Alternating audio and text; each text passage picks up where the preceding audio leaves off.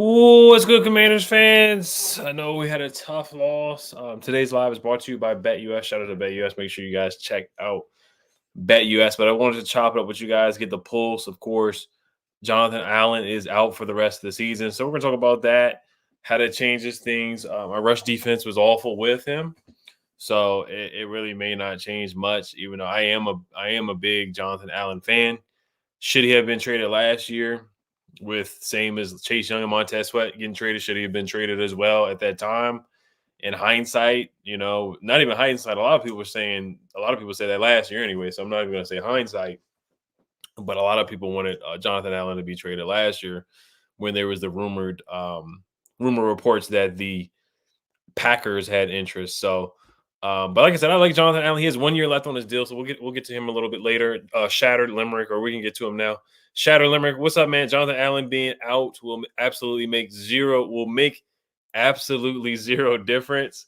I think it will make a difference, but Johnny Newton, is time for him to step up for sure. And then F.A. Obata, Fedarian Mathis, Deron Payne's got to step up. Other guys got to step up. And then we might elevate Sheldon Day from the practice squad. I can see that. And maybe signing a defensive lineman. Now, there's not a lot of defensive linemen out there that are available at all. So we're not going to be like the Eagles and what's their GM's name? Not Nick Sirianni, who's a fool who shaved his head because they beat the Browns.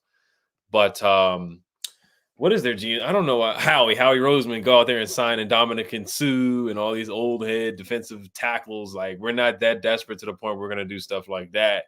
But maybe they go out and sign a defensive tackle to the practice squad or something like that. But and he got hurt on the play where Derrick Henry scored the touchdown. And he basically kind of lost that rep there. The guy pile drive him to the ground where he got injured. But shout out to Shattered Limerick. What's up, man? And we're gonna talk about the loss a little bit more, not too much, because we got to look ahead to next week against the Panthers. We got to put this one behind us. We lost to a really, really good team in the Baltimore Ravens. Put up a good battle. The defense just could not get stops. Ben St. Juste couldn't get a stop to save his life. We couldn't stop Derrick Henry to save our lives. And we just don't have the personnel. We just don't have the personnel to get stops. Zay Flowers was too much.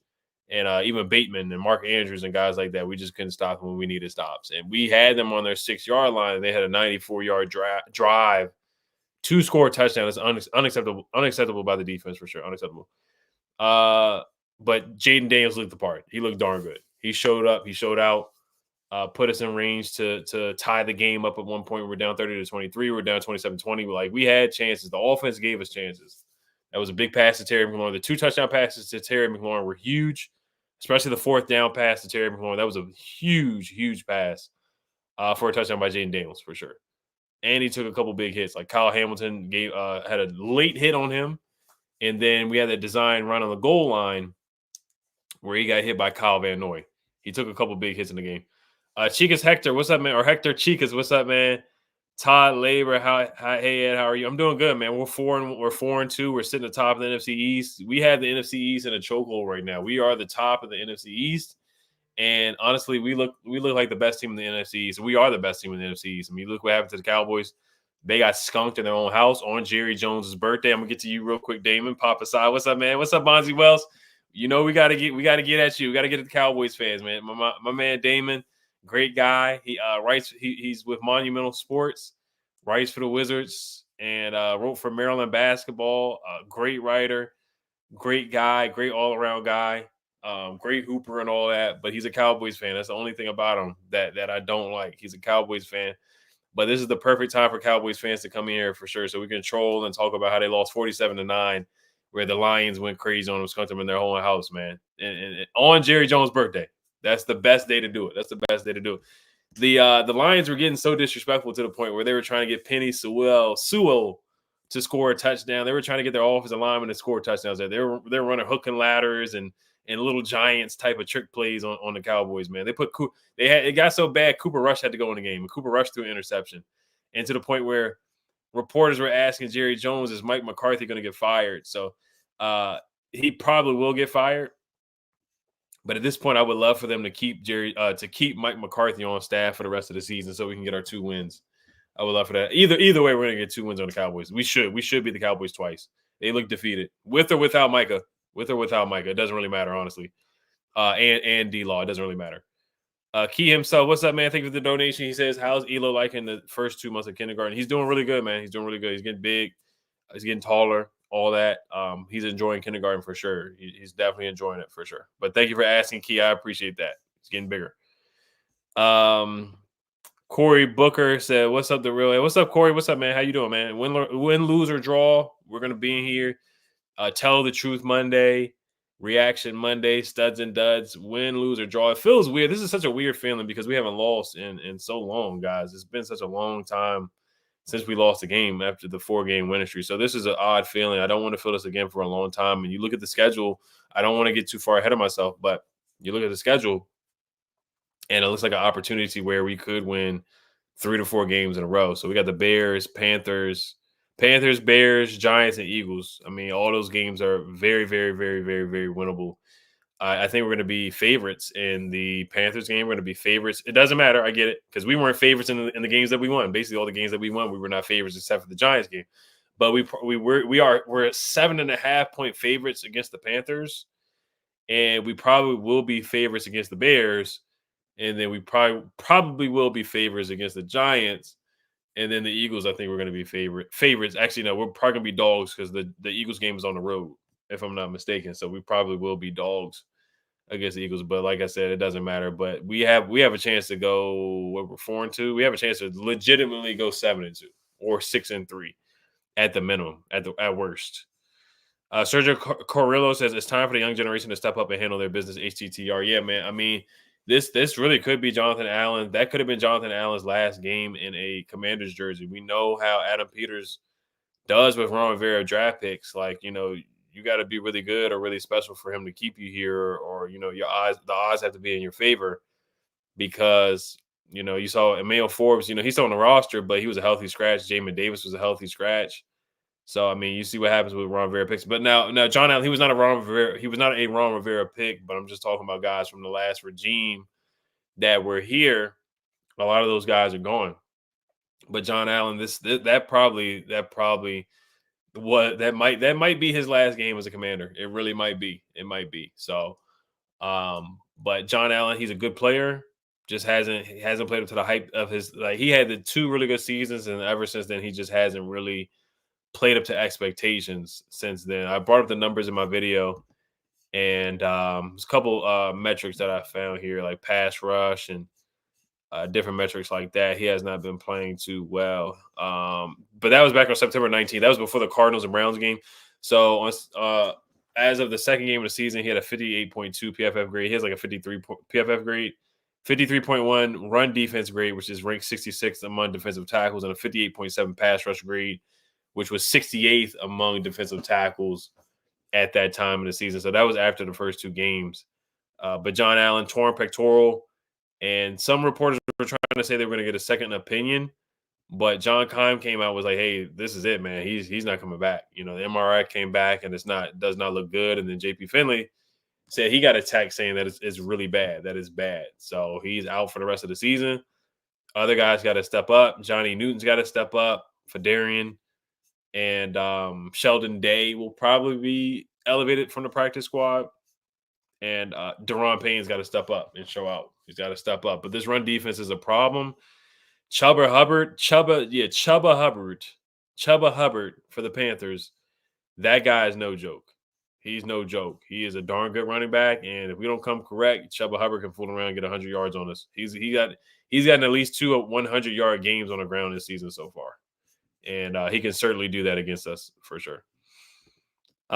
Dame said we're winning 11-24 and I'll be there. So yeah, I won't be at that one because it's a little too cold for me.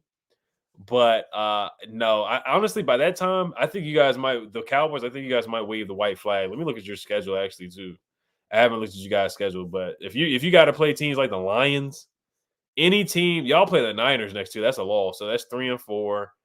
You play the Falcons at Atlanta, and Kirk Cousins is actually playing good football. So that's a loss. So you're gonna be 3-5. Then you play Philly.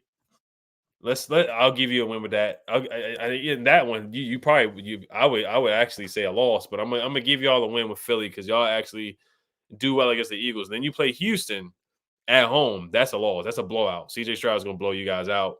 So you're 4-6. Then you guys play us on the 24th, like you said. 4-7. You're gonna play the Giants November 28th. That's a win. You're gonna beat the Giants. So 6-8. Bengals, any team that has a good quarterback or a good team that you guys usually fold. So you're gonna lose to the Bengals 6-9.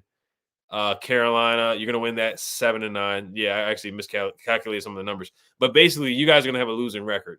You guys are on pace to have a losing record. Like, you're not gonna beat the Niners. You're not beating the Falcons with Kirk Cousins. Kirk Cousins is actually playing good football. I'll give him his props. Like, Kirk is playing good football. Drake London, Darnell Mooney, B. John Robinson, Tyler Algier. You guys are not beating those guys. You're not beating the Falcons. You're not beating the Niners. That's back-to-back L's for you guys. So it's going to be a 3-game losing streak for you guys. And like I said, by that time, you guys may fold. I can tell you guys. You guys look. CeeDee Lamb, he looks like he's ready to go home. Micah Parsons is doing his podcast. Trayvon Diggs doesn't want to tackle. It looks like you guys are ready to mail it in. And Mike McCarthy, he looks like he's ready to mail it. And Mike Zimmer is terrible. Mike Zimmer is a downgrade from Dan Quinn. You guys know that for sure. You guys know that. And the players know it too. They know it too. Because Micah loved Dan Quinn. He loved Dan Quinn. Trayvon Diggs, he loved Dan Quinn too. Because if you look at Micah Parsons' podcast, he talks about how good of a coach Dan Quinn was. They don't believe in Mike Zimmer. Mike Zimmer's not that guy. He's not that guy. Todd Labor, he says, Lamar and Derrick Henry are hard to tackle and to bring down so hard, especially in those crucial situations. Yeah, I was there live, man. It was ridiculous. Like, it was 13-20 when people said we should have went for it on 4th and 6, which is that's a long way to go. I mean, we've done it before. We did 4th and 4 against the Bengals, and we did 4th and 2 against the Bengals. We converted that. We converted every 4th down. It doesn't really matter where it's from. We've converted it. But we converted 4th and 2 against the Bengals pretty easily. We converted a 4th and 4 against the Bengals very easily. We converted a 4th and 1 against the Cardinals very easily, where Jeremy McNichols ran for the 15-yard run. And then against the Browns, 4th and 2, we did a jet sweep to Austin Eckler on a 4th and 2 and converted that. And then 4th and 3 against the Browns, Jaden Daniels ran for a first down. So in hindsight, should we have gone for it on that 4th and 6? Because we know our defense is so bad to the point where we got to outscore teams. It is what it is. We got to put up 30 to win games. We cannot put up 23 points and win. We just don't have that kind of defense. We got to put up at least 30, 35, maybe even 38 to win some of these games. The Panthers, not so much. I think we can beat the Panthers with beating up 25. I mean, with putting up 25. I think we can beat the Panthers in a 25-20 kind of game. I don't think we need to necessarily put up 38 points or 35 like we have in the past, or 42-14 like the Cardinals. But for teams like the Ravens, the Bengals, any team with a really, really good quarterback, we have to put up points. We're just gonna have to. It's gonna have to be a shootout with this defense, because we just can't get. Ben St. Juste can't guard anybody unless they're like 6'4" and run a 4.6 40-yard dash. Anybody who's 5'9" like Zay Flowers and runs a 4.4 4.3 40-yard dash, that's curtains. It's night for Ben St. Juste. And like I said, some of the pass interference calls were ticky-tacky. The one on Bateman was a bad call, in my opinion. But we're on the road, so I get it. I get why they threw the flag on that one when Bateman fell. But Nate Wiggins certainly got away with a couple pass interferences, a couple of tugs on Noah Brown's jersey that they did not call. But it's home cooking. The Kyle Hamilton hit on Jaden Daniels, they didn't call the late hit on that. So, I mean, it's stuff that we kind of knew was going to happen. It's stuff that we knew it was going to happen. You cannot rely on the refs. You have to be on the road. You got to beat the road team and the refs sometimes. That's just how it shakes out. And that's kind of how it went on Sunday. But like I said, we didn't lose because of the refs. So I'm not going to blame the refs at all. We lost because we couldn't stop the run. We couldn't stop the run. When we were down 23-30, when we made the field goal, we had the 2-minute warning. We had 2 timeouts. So we had enough timeouts to get the ball back. The defense just couldn't get stops. It was 2nd and 6.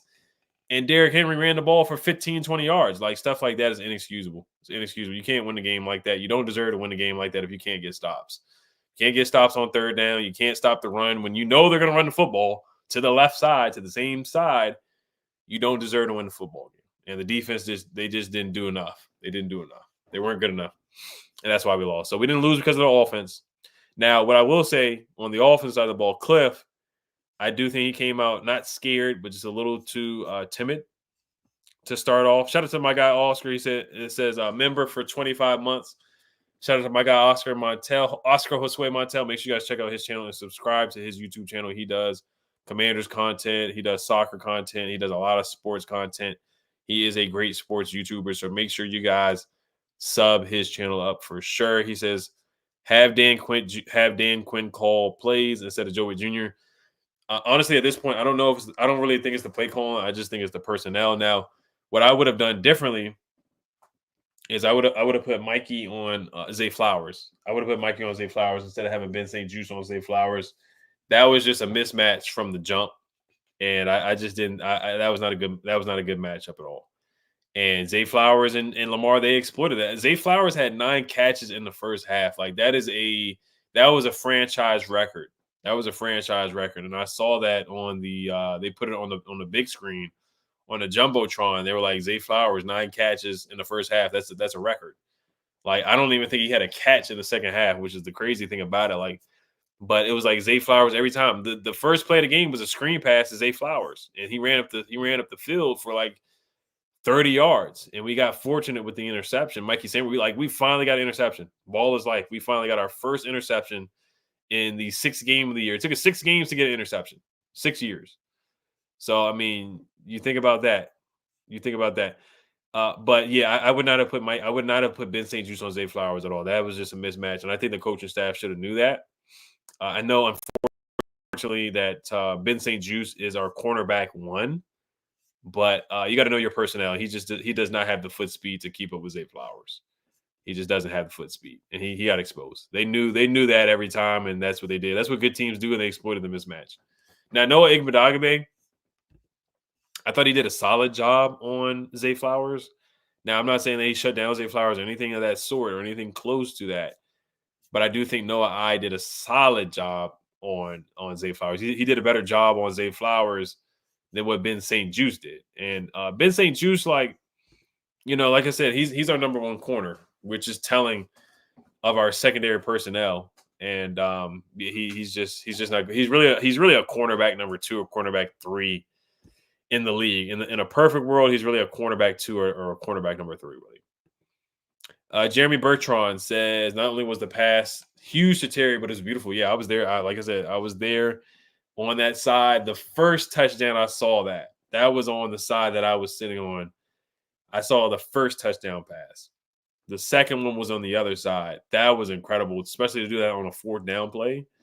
On a 4th and 6 down, what was it, 27-13 at the time? To be down by 2 scores against a team where if we didn't convert that, they probably would have scored on the next drive. The Ravens would have scored again. It would have been 34-13 because our defense can't stop it. We could have a team pinned up on the 1-yard line, and we were not able to stop Derrick Henry and Lamar at that time. In that second half, we just weren't able to stop them. Now, the first half, we got a couple sacks. We got a couple stops here and there. We got an interception. But that second half, we just had no answer. We had no answer for Mark Andrews. We had no answer for Likely had a catch. Bateman had a couple catches.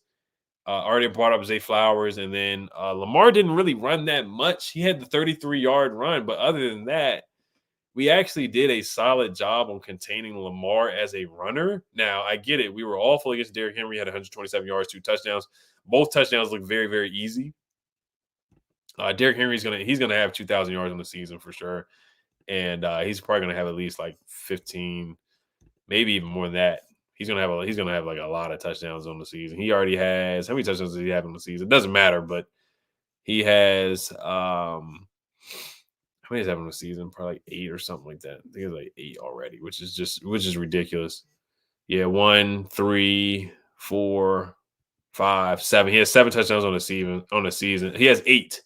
He has 8 on the season. He had 3, I believe. He had 2 against the Cowboys. He had 2 against us. And then he had the 1 against the Bills. No, he had 2 touchdowns against the Bills. Yeah, he had 2 touchdowns against the Bills, 199 yards. He had 151 yards on the Cowboys rushing. He had 199 against the Bills. He had 132 against us. So, and like I said, Chuba Hubbard is not going to make it any easier. It's not going to be as bad as we got a spammer in the chat, guys. If you guys, my mods, if you guys take care of this, I can take care of this person too. But somebody trying to promote some NFL HD and whatnot. But let's see here. Ben St. Juice needs to go. Tyler says Jerry Jones is terrible too. I wish he fired himself. Yeah, I mean it's he on his birthday, man. On his birthday, that was a great birthday gift for sure. 47-9. 40 burger in Dallas in Jerry World. And the funny thing is, too, he didn't even close the stadium. Like the sun was still shining through there. And then Jalen Tolbert, he had a huge drop because you couldn't see. He was running, then he looked up, and it was like basically like a flash, like looking at a flash, and he dropped the pass because Jerry Jones didn't close the dome. So shout out to Jerry Jones for that. 47-9, and the Dallas season is over already. They are eliminated, basically, in my eyes. They're not coming back from this. There's no way. They're not coming back. L Biggie says, I bleed burgundy and gold, but dang, can we get some dang help in our secondary? They beat us every game. It's frustrating to watch. And that's why I said, like, in the offseason, I was like, hey, let's get Stephon Gilmore. And everybody was like, no, he's too old and all this stuff. And I was like, hey, man, I'll take Stephon Gilmore over the guys that we got any day of the week. And look at the Vikings right now. Look at their defense. They're getting stops. They're undefeated. You know, Stephon Gilmore got a big interception on Aaron Rodgers in London to seal the game. He got the game-sealing interception. So, but hey, man, that's all I'm saying. I think we should have tried to get, but it is what it is. You got to move on. There's no corners out there to get. All the people that we're talking about trading for, like trading for Marshawn Lattimore, the Saints have not made him available. J.C. Horn, the Panthers have not made him available. And who else is out there?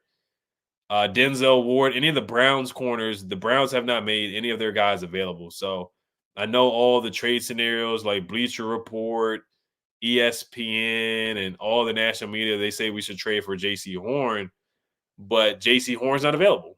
You know, if he was available, then okay, you know, but he's not available. So none of these guys are really available. The guys that are more available are the receivers, like Amari Cooper and Devontae Adams, but we're out on Devontae Adams. We're not going to get him, which I'm fine with.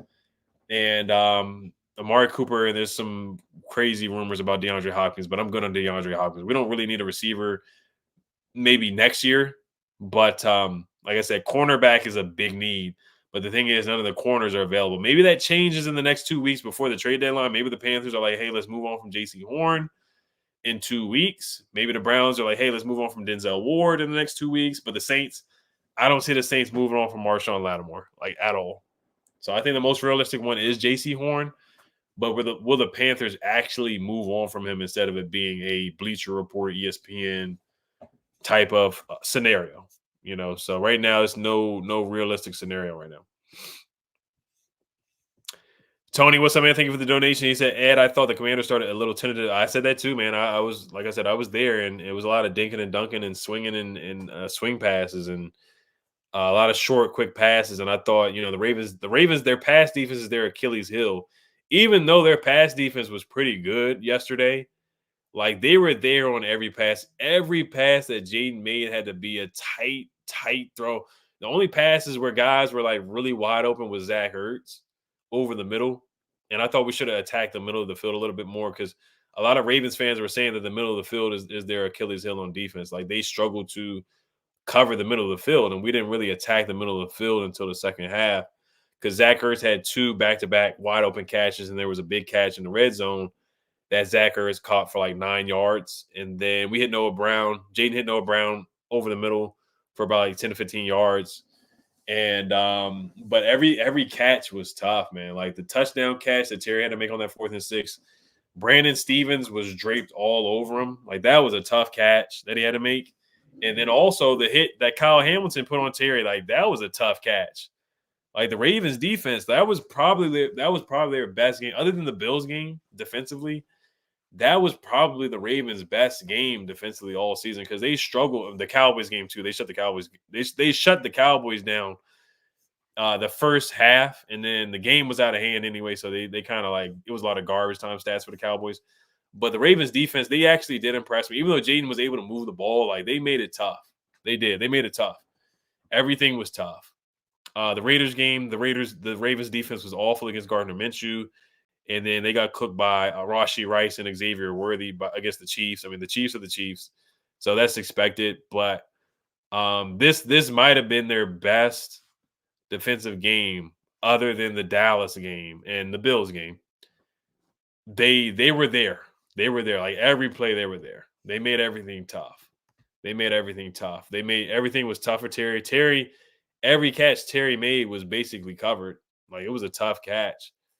By Terry for the touchdown and the one by Kyle Hamilton because they threw a flag on Kyle Hamilton at first for a hit. They thought Kyle hit him with his helmet, but he actually hit Terry with his shoulder. And that was a legal hit, but Terry's better. So he hung on to the football and got the first down. But my point, and then Noah Brown Noah Brown made some tough catches. Like he's a tough, you know what? He's tough. He's a good number 3 in the league. He's a good number 2, number 3 in the league. That was a good pickup by Adam Peters for sure. He's played really well. And then Alamide's got to catch the football. He had a big drop in the first half. I think that changed. I'm not going to blame Alamide for the whole game, but you got to catch the football, especially in a game like that against a really good team. There's no margin for error on our side, and you just got to catch the football, Alamide. Alamide's had a good season up until that point. So I was disappointed with that drop by Alamide right there. But yes, I do think Cliff started tentative. He did do that flea flicker to Austin Eckler later in the game, and then he did a screen pass to Austin Eckler that did work. But other than that, yeah, I just felt like we weren't aggressive. He tried to run the ball a little bit, but of course he got away with it, which I don't blame him because the Ravens' rush defense is darn good. But Jeremy McNichols didn't get enough carries. He only got 2 carries. Chris Rodriguez didn't get any carries. Like, use the backs that are known for running in between the tackles. Like Austin Eckler, he's more of an outside guy. He's more of a home run hitter. Austin Eckler can run between the tackles, but we needed a bruiser back. Like, we did miss Brian Robinson. I'm not saying Brian Robinson would have won the game or anything like that. But we definitely missed B-Rob, and then he didn't give the ball to Jeremy McNichols enough, in my opinion, to run the football. Because Jeremy McNichols had a good game against the Browns. He had a good game against the Cardinals, too. And I feel like sometimes he's a little bit more physical than Austin Eckler in between the tackles at times. So that's where I think Cliff dropped the ball a little bit. And then he tried – the design runs did not work. He tried the design run on the goal line. That's where Jaden got blew up, but he got right back up. And then there was another design run that didn't work at all. So they were sitting on the design runs. They were hit to – and the Browns, too. The Browns were sitting on the design runs to start the game off. Like, they were ready for it. And like I said, I think he was a little tentative to start the game off. I think he was a little tentative. I hate to say soft, but he was a little finesse to start off. Wasn't really trying to push the ball downfield. And it was a lot of quick throws and a lot of dinking and dunking to start the game off, where that hasn't been our identity the last 2 weeks. Like, against the Browns, we've been going downfield. We've been playing with our hair on fire. Same thing with the Cardinals. Same thing with the Bengals. We just weren't as aggressive, I feel like, as we have been in the past 3 weeks on the 4-game winning streak. So I do agree with you on that, Tony. And I think it will be better next week against the Panthers, against an inferior defense. I mean, the Panthers are so bad. Oh, my gosh. Let me look at their rankings. Like, the Panthers are so bad. Because I just saw some of their defensive rankings, and we should be able to run the football with or without B-Rob. We should be able to run the football on the Panthers. Of course, it would be better if we had B-Rob, but the Panthers are so bad on defense. Bijan Robinson had a great game against them yesterday, and Tyler Algier had a really, really good game against the Panthers defense. Like, they're so bad. They're one of the worst rush defenses in the NFL right now through 6 weeks. So I'm trying to find it. Yeah. So the Panthers right now, their defense, points per game, they're ranked 32nd, which is dead last in the NFL with 33.8 points per game allowed. They are 29th with yards per game allowed, 379.8. Rush yards allowed, they're ranked 30th, giving up 153.5 rush yards per game. Pass yards per game allowed, they're 23rd, giving up 226.3. Third down conversions, they're 30th. In third down defense, they're ranked 30th, giving up 47%. We're ranked 26th. Fourth down conversion, they are ranked third, though, giving up 25% on fourth down. So they are actually good on fourth downs. So I'm not going to jinx our fourth downs. We're 100% on fourth downs, but we got to keep it up against the Panthers. Red zone defense, the Panthers are ranked 31st, which is awful. And then touchdowns allowed per game, they're ranked 32nd, giving up 4 touchdowns a game. So this could be a get-right game. I'm not going to call it a get-right game because we've been right the whole season, or for the majority of the season anyway.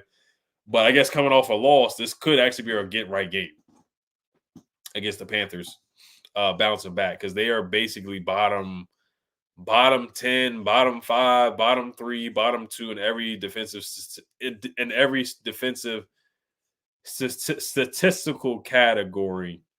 They're basically almost dead last, and we got to take advantage of that. We got to run the football on them. We can't play around with them. We got to put them in the dirt early. We got to put the Panthers out of their misery very early. And like I said, Andy Dalton, The last time he came to FedEx, we know what happened to Andy Dalton. We know. I know it's 4 years ago, but we know the last time Andy Dalton came to FedEx, he was seeing stars. He was seeing stars. But Tony, thank you for the donation for sure. What's up, Meest? I know the Wizards are playing right now. They're playing preseason basketball. I will probably look at the highlights and check that out. I know Bilal Coulibaly's not playing, so I got to look at that. But they're winning 13-10 against the Brooklyn Nets. It is preseason basketball. Me said it's ride or die with St. Juice. I'd rather have him on the field over Forbes or Davis. So yeah, I mean, Michael Davis is bad to the point where he's unplayable. Like he's so bad to the point where it's like, man, I want to mail Forbes out there instead of Michael Davis. Like that's how bad it was. That's how bad Michael Davis was. Malik Neighbors, he's a good receiver. We know that. Malik Neighbors is a dog, but man, my goodness, Malik Neighbors did whatever he felt like doing against Michael Davis. Michael Davis couldn't tackle, he couldn't cover, couldn't do anything. But all right, let's transition to BetUS, guys. Shout out to BetUS. Let's recap some of the picks that I made this weekend. If you guys tailed, let me know how you guys did or whatever picks that you guys made on the game. I did say that we were going to go over the 52.5. We barely went over in the game. It was 30-23. So 30 plus 23 is 53. So it barely went over. But there was like no way you could take the under on this game. A lot of people thought that it was going to be like 38-31 or 38-35. One of those shootouts. So it wasn't a shootout, but it did go over. So we did hit on that. And the spread was plus 6.5. We lost by 7. I didn't really pick on the spread. I just picked the over 52. So we did hit on that. I gave that play out in the community tab on BetUS. So once again, make sure you guys check out BetUS. They have a great promo code, a great promo deal going on. 150% bonus on your first deposit, and then 125% bonus on your next 2 deposits up to $2,000 with code YouTube150. That is for first-time users on BetUS. So make sure you guys take advantage of that. And then also they do live wagering on all major games, prop builders, same game parlays, and you get 10% back on your net losses twice a year. All right, so let's go over the other plays. I did have Terry McLaurin going over 62.5. He went under that, unfortunately. But I did give out Terry McLaurin anytime touchdown scorer. I did give out Derrick Henry anytime touchdown scorer. That was an easy one. That was like minus 300. So, I mean, if you wanted to parlay with that hit with his yards. And then Jaden Daniels, his passing yards, I didn't give a play out on that. My play was Zay Flowers over receiving yards. And Zay Flowers smashed his receiving yards. The cheat code for BetUS is to take any wide receiver one against the Commanders defense. You know, whether it's Malik Neighbors, whether it's Zay Flowers, whether it's Jamar Chase, Chris Godwin, Zay Flowers, Jamar Chase, Malik Neighbors, all those guys smashed the over against the Commanders defense. So this week we play the Panthers and Johnathan. I would take the over already. So these are my picks already. And then our rush defense is so bad to the point where it's like you got to take the over on the running backs too. Like Derrick Henry went over, James Conner went over, Chase Brown and Zach Moss went over on their rushing yards. Devin Singletary went over on his rushing yards. And Bucky Irvin, I believe, went over on his rushing yards. I think the only person that didn't go over on their rushing yards against the Commanders was the Browns running backs, and that's it. So Chuba Hubbard, whatever. These are the picks I'm going to give you guys already for the week for the game against the Panthers. Take Chuba Hubbard, his rushing yards. Take the over on that. I would take the over on Deontay Johnson's receiving yards, and then I would take the over on Terry McLaurin's yards. I would go back to his yards because the Panthers defense is so bad. They let Drake London go crazy on them. They let DJ Moore go crazy on their defense. I mean, like I said, I just went over the numbers. If B-Rob comes back, I would be a little iffy on taking his rushing yards over just because I don't know how healthy he would be coming back this game. But and then I would take a look at Jaden Daniels' rushing yards against the Panthers. I think this is a week where he's going to use his legs and run a little bit in this game. And remember, we're honoring Darrell Green. It's a 4:00 game, 4:25 game on CBS. We're honoring Darrell Green. It's our homecoming game. So we got to show out and win that game. We got to win that game. But like I said, those are my picks for BetUS. Take the over on Deontay Johnson. Take the over on Terry McLaurin's receiving yards. And also take the over on Chuba Hubbard's rushing yards on Sunday. And our defense, like I said, with Johnathan Allen, it's not like he was cooking out there or stopping a run or anything like that. But you know, it's not like it's going to help our defense with him not being out there. So our rush defense is still going to be bad with or without John Allen. So Excuse me. Those are my picks on BetUS. Make sure you guys check out BetUS. First time users, you get that 150% promo code YouTube 150. So make sure you guys take advantage of that for sure on BetUS. All right. So just want to get you guys pools. Studs and duds. I mean, we can make that real quick, real easy. Here, I actually don't have the PFF numbers this week for the guys. I mean, there's a couple guys that perform well. Like Jaden Daniels had a 78.6. He was the best PFF graded player. Him and Terry Malone were tied for the top PFF grades with a 78.6. I think Jeremy McNichols was graded pretty high too. But those were the top two guys. And then also, if you guys didn't see that video of Ravens fans sucker punching Commanders fans, he got arrested and he got fired from his job. So I don't know if you guys saw that, but that just shows how Commanders fans, we stick together. Like, we don't take no mess like that. This guy pulled up on two Commanders fans. Looked like it was like Federal Hill, Baltimore, that part, Federal Hill. And he just pulled up and sucker punched a Commanders fan. Then he sucker punched another Commanders fan. And they found his name and they found his name and where he works and everything. And now this guy is fired. I don't know if you guys saw that, but he got fired and now he got arrested. So get that guy up out of here. So that was good. But let's get back to the comments here. Tay says, I'm looking forward to the Panthers game. I just want to see how we look. Yeah, we got to win that game. YT Rennie says, Ed, how bad was Ben St. Juste getting cooked in live action? It looked bad on TV. Yeah, it looked bad, man. It was awful. Like I said, I mean, he's just not fast enough. He's just not quick enough for Zay Flowers. It was a mismatch. It really was. It was a mismatch. Now, one pass interference near the goal line, I thought that was bogus. I thought that was a bad call, in my opinion. I didn't think that was a pass interference. The other ones, maybe the Bateman one was questionable, but yeah, he just couldn't keep up with Zay Flowers. It's just a mismatch. It is what it is. And some of that is on Joe Witt Jr. You got to know your personnel. If you know a guy is as slow as a snail and can't keep up with Zay Flowers or keep up with other guys, you don't put them on speed receivers. That's just a formula for losing the football. That's an automatic first down. It was an automatic first down. Every time I looked up, Zay Flowers got a first down. That's what it was in the first half. Every time I looked up, it was Zay Flowers catching football over the middle of the field on Ben St. Juste. It was just a mismatch. It was a mismatch. So this game, like Deontay Johnson, do not put Ben St. Juste on Deontay Johnson. Now, you could put Ben St. Juste on Xavier Legette if you want to do that, but don't put Ben St. Juste on Deontay Johnson. That's food.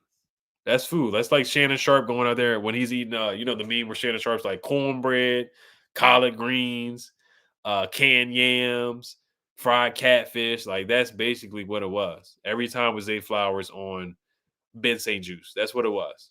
It was that meme from Shannon Sharp eating some soul food, basically. That's what it was.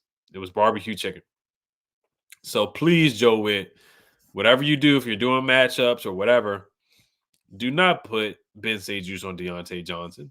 That's a mismatch. Deontay Johnson will go for 100 yards receiving if that is the case. And Andy Dalton, even though he's really a backup, Andy Dalton he's going to sling the rock. He's going to throw the ball downfield. We know Andy Dalton.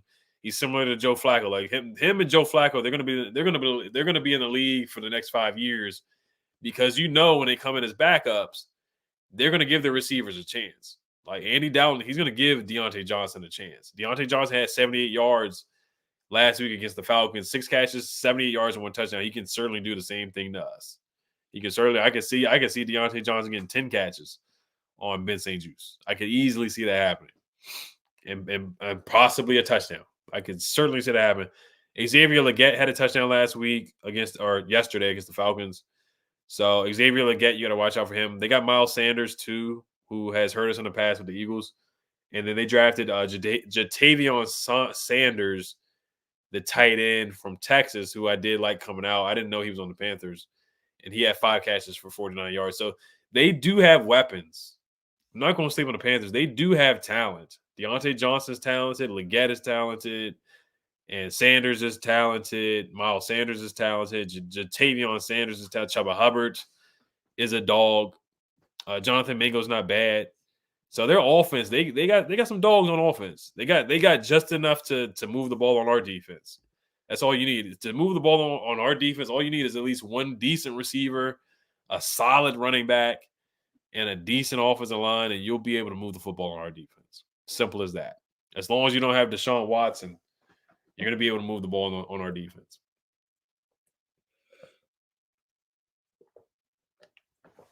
So do not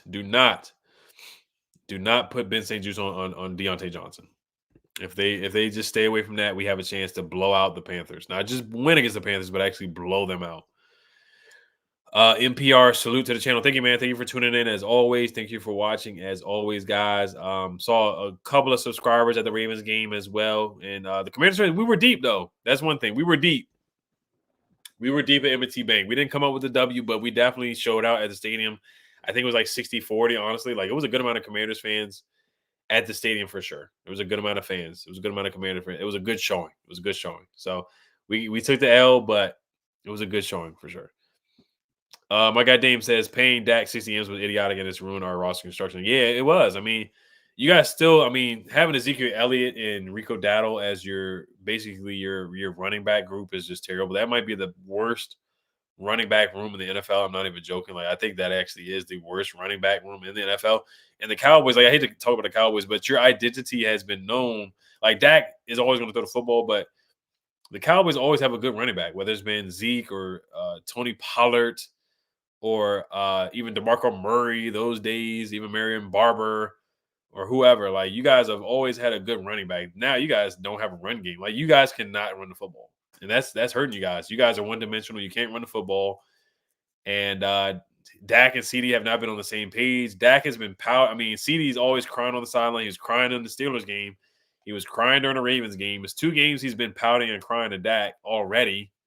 So that's your identity right now. If you can't run the football, you're just dropping Dak back, and then you go down by like 3 scores. And then the second half, you try to battle back, and it's too late. But the Lions game was that was a belt to you know what.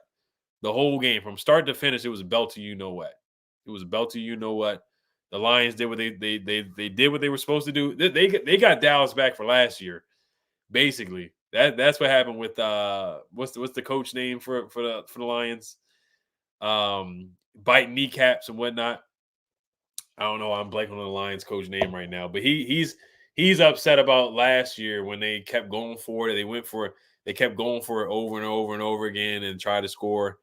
And then I think they went for 2. Like, it was something crazy that the Lions coach kept doing at that end of the game where they should have beat you guys. They should have beat the Cowboys, but he kept like going for 2 at the end of the game. Some Dan Campbell, something silly that he kept doing against you guys last year, and he got you guys back for that. So, and then it was the refs too. They call like an ineligible receiver when he tried to use the lineman as a receiver. And then they took away the touchdown or whatever, the 2-point conversion. That's what happened last year. So Dan Campbell got his revenge on the Cowboys for sure in that game.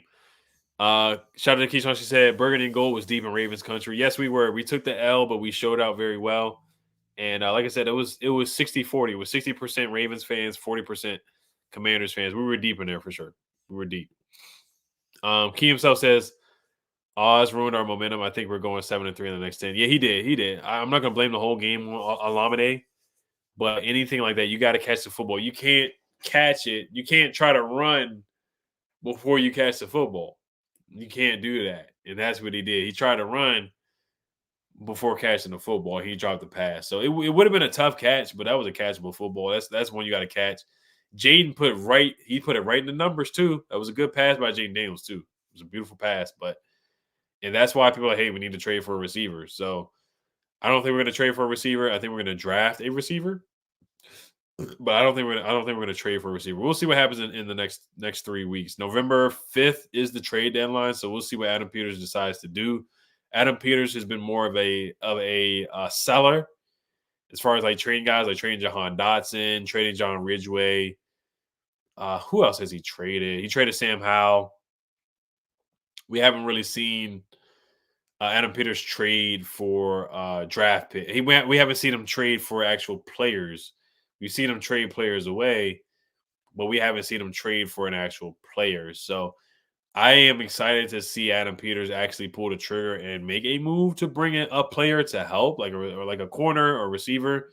I'm excited to see what his first trade for an actual player will be. That's something that I'm kind of excited to see, honestly, which we haven't seen yet. But it will come. It will come. I don't want him to force it either. I don't want to force it. Mods, come on, mods. I need you guys to take care of this person in the chat. Take care of any spam from me, mods, for sure. You guys know who you are. Ron Rivera's in the chat. Ron Rivera's in the chat. Ron Rivera, aren't you supposed to be on NFL Network and ESPN doing all the shows and stuff like that? What are you doing here, man? You're supposed to be golfing in California right now. Guys. Ron Rivera, who didn't know we were going to be eliminated in the playoffs when we lost to the Browns a couple years ago. Ron Rivera, that same Ron Rivera. Ron says, should have ran more. I know the run defense is good, but we ran 5 times. We ran fine the times we did. The run game, it was fine. We had a couple 5-yard runs here, 6-yard runs there. I think the longest run of the day that we had was, let me see, what was the longest run that we had? I mean, the run game, it really, like, it wasn't good. Like, we all know that. We really didn't get the run game going, and we did abandon it pretty quickly, which I'm not mad at Cliff for kind of going away from the run game, because we all know the weak spot of the defense for the Ravens was their pass defense. So it's kind of like, you got to pass the ball to beat the Ravens. But our identity is run the football. Of course, we didn't have our running back one. We didn't have B-Rob. Jaden Daniels had 6 carries for 22 yards. Our longest run of the day was 9 yards. So they did a good job. I got to tip my cap to the Ravens. They did a good job of bottling Jaden up as a runner. Like, they did not let him have any big runs, like the Browns game, he had a couple big runs. The Cardinals game, he had a couple solid runs. He didn't break off like a big run, but he had a couple solid runs against the Cardinals. And then the Bengals, he had a couple solid runs for first down. So they did a good job. Like I said, they were sitting on any of the design runs. They were ready for it. Like, they were very predictable. And I'm not even gonna say they were predictable, but Roquan was ready for it. Kyle Van Noy, he was ready for it. All the design runs, they were very disciplined. They were ready for it. Kyle Van Noy is a really good player. F.A. Odawe, or however you say his name, he's a good player. They got some really good players on that defensive line. I got to tip my cap to the Ravens for that. They have a darn good defensive line. So I give them credit for that. Let's see here. Shout out Limerick. So who should we put on? Deontay, Mikey? Yeah, you might want to try Mikey. Mikey has struggled a little bit this year too, but he's getting better. He got the interception. He played really well against the Browns. So if they want to match up anybody, I would put Mikey on Deontay, because he has the best foot speed. Noah I has actually had a solid season so far. There were some stats on Noah Igbenogany. I might actually make a video about that tomorrow. He's Noah Igbenogany right now. He's 17th in forced incompletion percentage. He's 10th in pass breakups. He's 14th in snaps per reception. He's also 18th in forced incompletions, which is pretty darn good. He's 5th in longest reception allowed, which is solid, which is really good. He's also 6th in yards per receptions allowed as well. So Noah Igbenogany has silently had a good season. Remember, Noah I was a former first-round pick. He was a first-round pick with the Lions. Then he was more of a special teams ace with the Cowboys last year with Dan Quinn. But Noah Igbenogany has had a solid season so far. And Noah I, he actually he did a solid job on Malik Neighbors. Like, they had to take Michael Davis off of Malik Neighbors, and they put Noah I on Malik Neighbors. He did get that flag. Noah I, he gave up a touchdown to T. Higgins. No, was it T. Higgins or was it Jamar Chase? It was one of them. But Noah I said he's had a solid season. He had a big pass breakup against the Cardinals too. He had a really big pass breakup against the Cardinals on a third down. That was a big play by him. So Noah I has gotten better game by game. Right now, he's allowing a 65% completion percentage, which is not bad. It's solid. He's given up 109.4 quarterback rating as well right now, which is not good at all. He's given up 2 touchdowns, but like I said, he's getting better. I mean, he's one of the. Our cornerback room is not good, but he's our second best cornerback right now at this point. And I actually thought he did a better job on Zay Flowers than what Ben St. Juste did. I thought they probably should have just tried to put Noah I on Zay Flowers in the second half. I gotta go back and look at the tape and see if that's the adjustment that Joe Witt Jr. made. Because I think at one point it was Ben St. Juste guarding Rashad Bateman instead of Zay Flowers. And Ben St. Juste still struggled against Rashad Bateman. Corey Booker says it's the defense, not the offense. Shaking my head. Yeah, I mean, we all know that the secondary is not good. We can't stop the run. We couldn't stop Derrick Henry, which not a lot of teams can stop Derrick Henry anyway. But we knew what was coming. Like it was a run to the left side every single time. It was a run to the left time every single time. Red Wing 01 says at this point trading Johnathan Allen is off the table, which is fine. I wasn't totally on board with that. I think they should let him play out next year in a more rotational role like Fletcher Cox his last few years. So the question there is it worth him doing that rather than recouping the assets of a team that may be desperate and may give us, like, say, a third round pick for Johnathan Allen? And we would have 2 third-round picks. We already have 2 third-round picks this year, but let's say another team is like, hey, we need a defensive tackle. We're desperate. We need defensive tackle help. Johnathan Allen is available.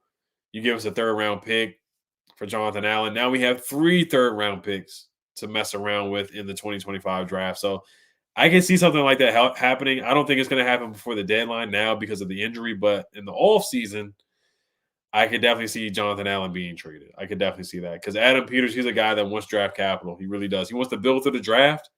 And I think if a team offers a third-round pick for Johnathan Allen, I think he takes that.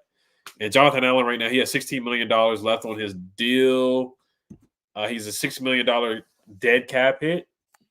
But I think that last year of his deal, he's going to make about $16 million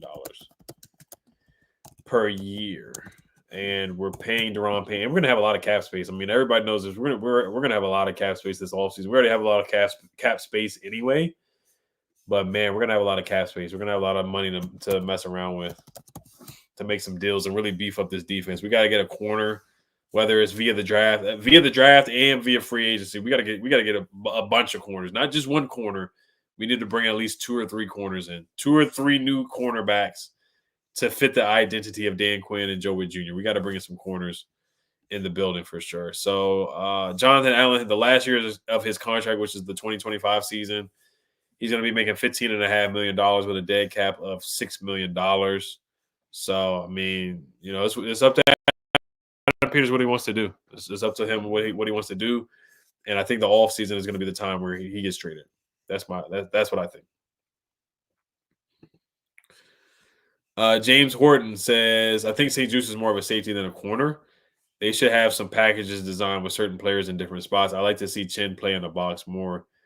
Yeah, I think Ben St. Juice, honestly, with his foot speed, he may be better suited to be a safety, honestly, at this point. He's just not fast enough. He doesn't turn his head around. But the crazy thing is that he's our best cornerback. He's our best corner on the team right now. And that's unacceptable. It's inexcusable. He does love to do the little celebration, the lockdown, and the seatbelt. That's what he likes to do. I didn't see any of that on Sunday at all because he just every time they threw the ball his way, they completed the pass. So he didn't get to do his celebration, the lockdown, and the seatbelt at all. And you know, we just got to be better this week. We got to be better against the Panthers. Me says Stephon Diggs will be a Commander next year. Watch. I think I'm good on Stephon, man. I'm good on Stephon, man. He's a DMV guy. He's a local guy. Went to Good Counsel High School and all that. Montgomery County guy. But I'm good at Stephon Diggs, man. I'm good at Stephon Diggs. You know, he got some stuff going on off the field as well with a very famous lady rapper, and then he also has another thing going on with somebody else too. So I'm not going to get into the details about that with Stephon Diggs, but he's a darn good receiver, man. He's a good receiver. Stephon is a good receiver, man. But I like to see Terry and Stephon on the same team. Oh man, that would just be firepower, fireworks. But Stephon Diggs, he's more of a guy that he complains a lot. He gets on Twitter. You know, he's like the opposite of Terry. Like Terry doesn't do none of that stuff, and we don't really need somebody in Jaden's ear complaining for the football, complaining about targets and stuff like that. We don't really need that with our culture at this point. So I would not trade for Stephon Diggs or anything like that at all. I'm good on Stephon Diggs. Sebastian Gaskins says the defense lost that game for us along with Cliff not taking more shots downfield. Yeah, the defense certainly lost the game. Defense was terrible. I mean, when you know the same play is coming every time with Derrick Henry, should they have gone for it on 4th and 6 where we were on the Ravens 44? Meese's going to be a free agent, so I'm still good on Stephon Diggs as a free agent or anything. I'm good on Stephon Diggs. I would not go after Stephon Diggs at this point. Yeah, the defense certainly lost the game. 4th and 6, should we have gone for it when we were on their 44-yard line?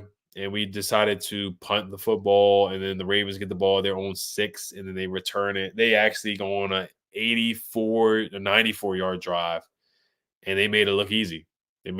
So the defense lost the game to me. That's inexcusable. And then 30-23, we're down by 7, and we have 2 timeouts and a 2-minute warning. We can't get a stop. 2nd and 6, Derrick Henry runs 15 yards down the field for a first down.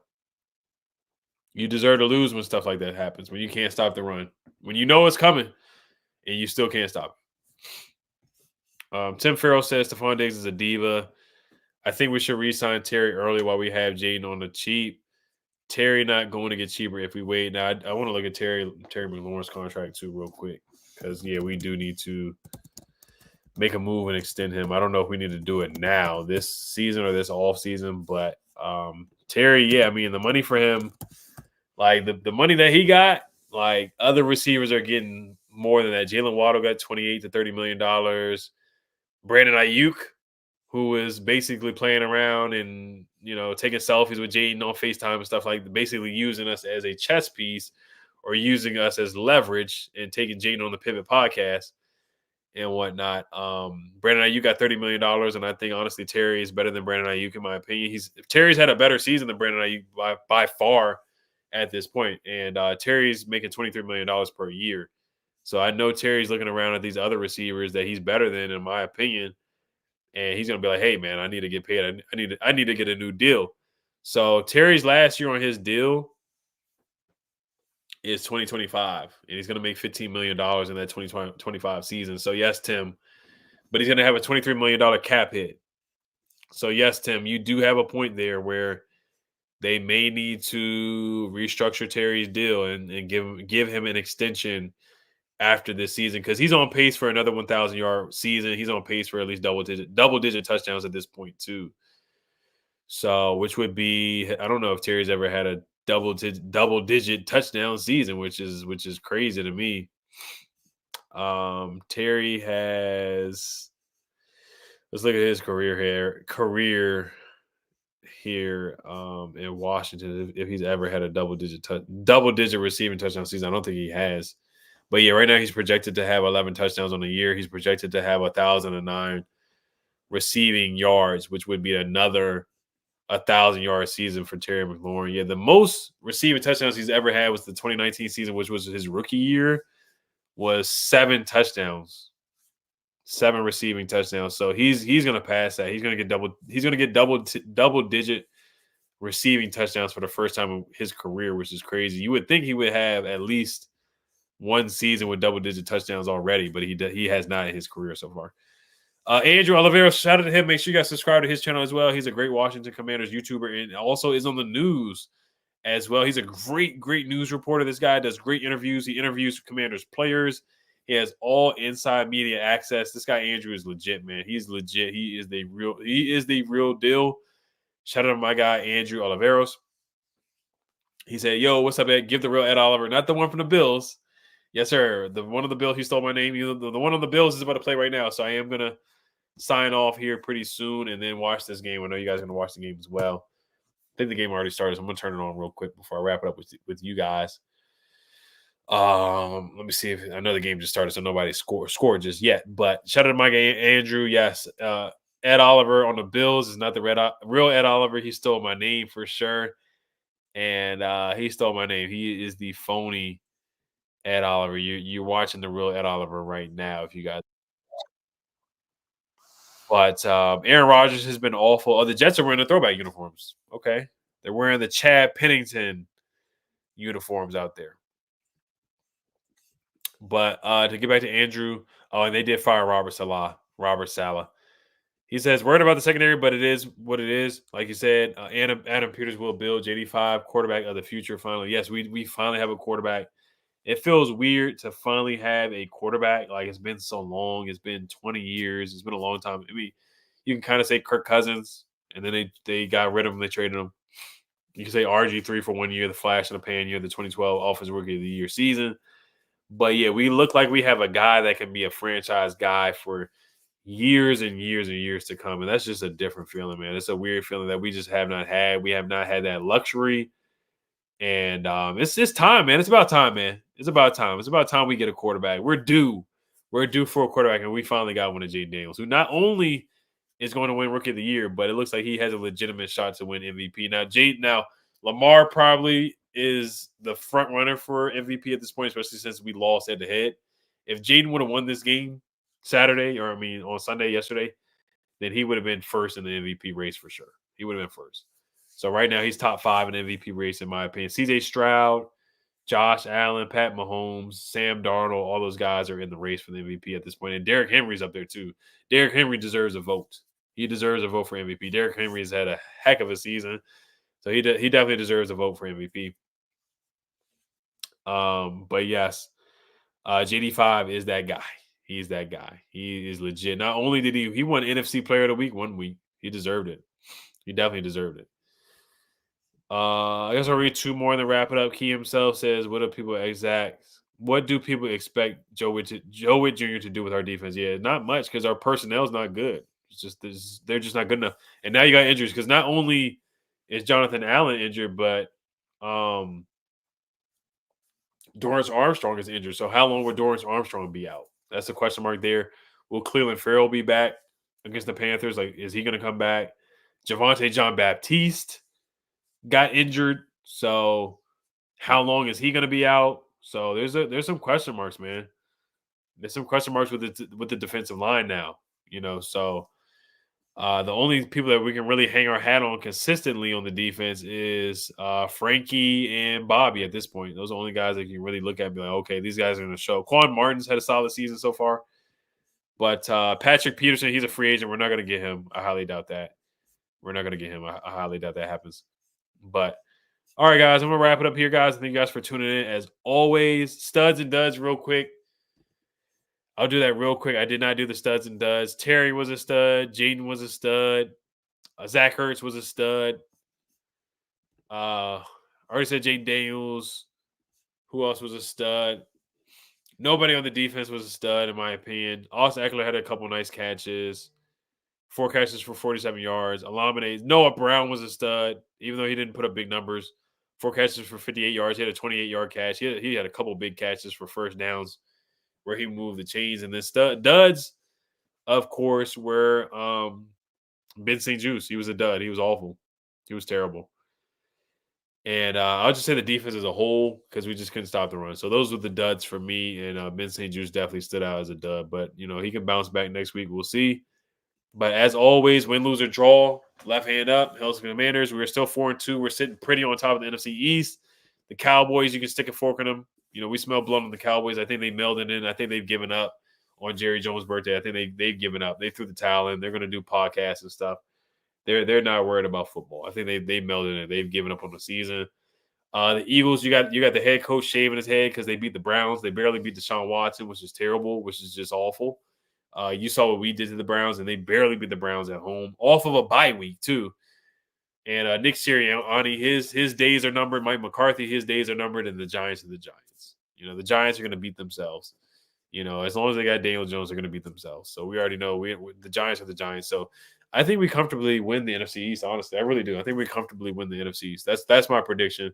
But we got to take care of business. I don't want to get overzealous and count my chickens before they hatch, or count my eggs before they hatch, or whatever that saying goes. But we really should take over the NFC East and win it this year. No ifs, ands, or buts. We are the best team in the NFC East, and I think other teams in the NFC East know that too. They know that for a fact. They do. But all right, you guys, as always, hell to the Commanders. We got to take care of business against the Panthers. I will be making a preview video, and I got a feeling we're going to sign some people tomorrow. I got a feeling we're going to sign somebody tomorrow. Not a big name or anything like that, but I got a feeling we're going to sign like a defensive lineman or a defensive tackle or something like that. I think Adam Peters is going to make a move. I got a feeling. Even though we already have F.A. Obata, but I think, Javonte Jean-Baptiste being injured, we don't know what's going to happen with him and Dorrance Armstrong. I think they're going to sign at least a defensive end or a defensive tackle. But all right, you guys, as always, let me know what you guys think. Hells Commanders. As always, shout out to BetUS. Make sure you guys use BetUS for promo code YouTube150. Hells Commanders. Peace.